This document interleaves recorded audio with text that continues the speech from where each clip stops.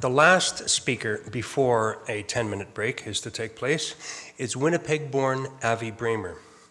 He is the Israel Engagement and Advocacy Coordinator for Israel on campus at Western University. He graduated with majors in history and political science from the University of Manitoba and is currently doing a master's in education and community professional studies. He has studied at Hebrew University of Jerusalem, and he has written for both the University of Winnipeg and Manitoba campus newspapers. Avi was one of the founders of the Winnipeg chapter of SHOUT, Students Helping Others Understand Tolerance. Please welcome Avi.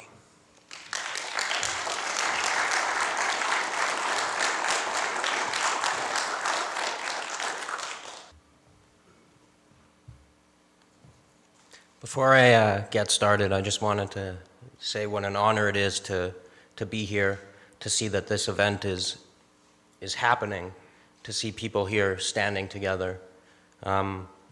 We deal with a lot of issues on campuses. There are things that Jewish students have been going through for many years that would boggle a lot of people's minds. And when I have these conversations with my family and my friends, a lot of people don't truly appreciate what is actually happening on university campuses. So when I got a call from Mark saying that this was an event that he wanted to do, and it was in direct response to a protest of our cultural day at Western, I jumped on board because I think it is so important that we take this moment now to come together. So Mark, thank you for reaching out. Thank you for putting in all of this effort. Thank you to everyone here who's provided us a venue and everyone who drove in. I'm going to start with a quote that I read. It was the foreword of a Guy Gavriel Kay book. The book isn't so great, but the quote stuck with me, and I use that to sort of guide who I am. I'm going to get back to the quote in a bit, but I want to start off with that. With bronze as a mirror, one can correct one's appearance. With history as a mirror, one can understand the rise and fall of a state. With good men as a mirror, one can distinguish right from wrong. That is a quote from Li Shimin, who was the second emperor of the Tang dynasty. We find ourselves at the crossroads of history. What happens in the next few years will impact the future. Everything we know, everything we thought we knew is changing. America and the American way of life is at a crossroads. Where it goes will be decided in the next few years. Europe is in a state of flux. The Middle East is changing rapidly. And a topic of recent conversation is the Iranian pursuit of a nuclear weapon, which, if obtained, would change everything in that region. And finally, the very idea of the state of Israel, its rights and its sanctity, are being questioned. It is this last notion which keeps me up at night. It is this attack on Israel that lights this fire in my heart. Believe it or not, we here today are in a war. The outcome of this war will determine the very existence of the state of Israel. But this war is not going to be fought on distant battlefields. This war is being fought now in the halls of our parliament, on our streets, in the media, and on our campuses. What happens in these next few years will have ripple effects that will impact our history. The next generation of kids are growing up and being educated. These kids will grow up to become lawyers and teachers, journalists, policymakers. What they think they know, how they learn, what they believe, will alter history. So what do we do in this moment? Do we sit back and do nothing, or do we stand up together and fight back? Sometimes I feel like I'm living in a nightmare, some sad, dark humor movie that's so tragic you can't even bring yourself to cry. Terrorists are labeled freedom fighters. Freedom givers are called oppressors. Nations which provide life, liberty, and the pursuit of happiness are called immoral, while dictators, criminals, and regimes which resemble the dark ages of ancient kingdoms are celebrated. NGOs, UN agencies, government organizations claim to be champions of human rights. They do this while the world burns. How many children must be forced into war? How many women must be raped? How many people must starve? How many people must die from preventable diseases before these champions of human rights focus any of the amount of attention which they do on this question of Israel and the Palestinians?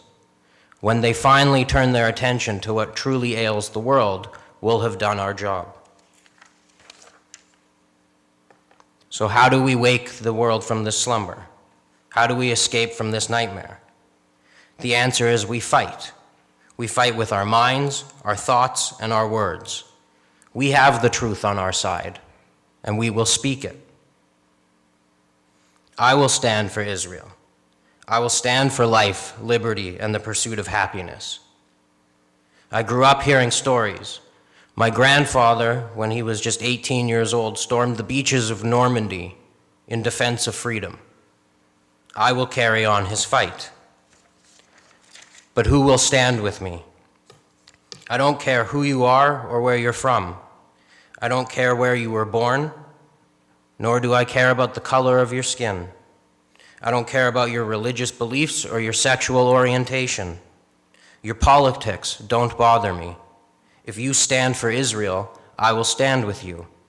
If you believe in Israel, the people of Israel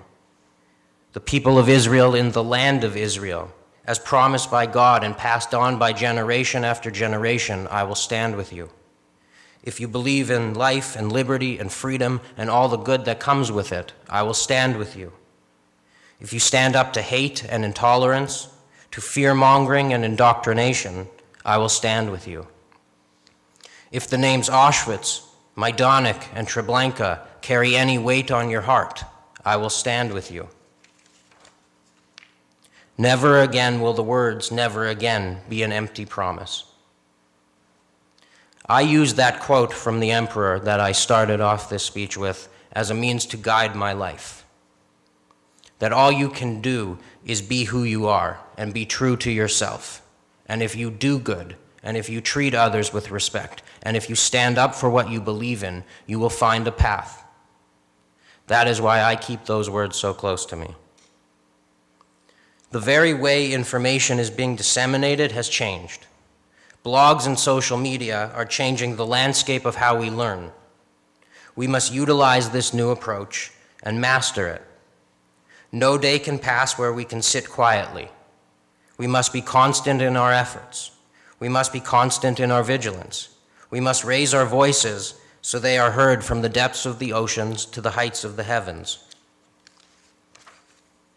What we are doing today is a start. What we are doing here today together is how we must always act. We must always act together. The days of Jews being intimidated on campus are over. The days of us being bullied into silence are over. We wear the blue and white with pride.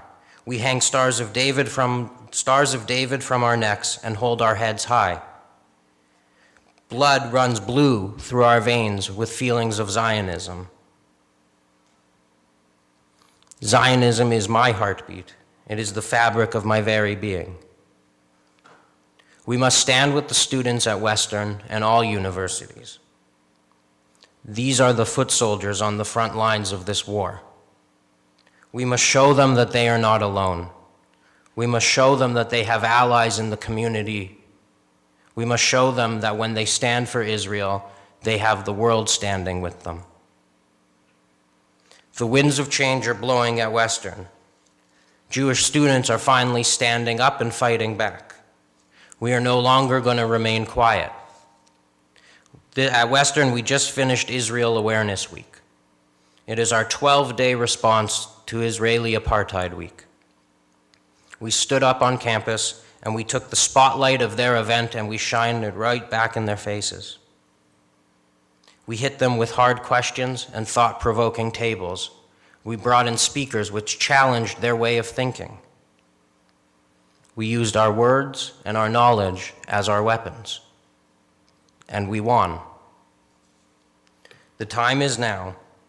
The time is now that we come together, The time is now that we dig in our heels and draw a line in the sand. The time is now that we stand up with one voice and stand for Israel. On behalf of all the Jewish students at Western and the pro-Israel community at Western, on behalf of Israel on campus, I say to you now, stand with me, stand with the Jewish students of Western, stand with London Jewish Campus Services and all we fight for. Let's stand together, proud and free. Most importantly, let's stand up for Israel and the way of life and all its liberties and all its freedoms and all the good with which it comes. Let us stand together. Thank you.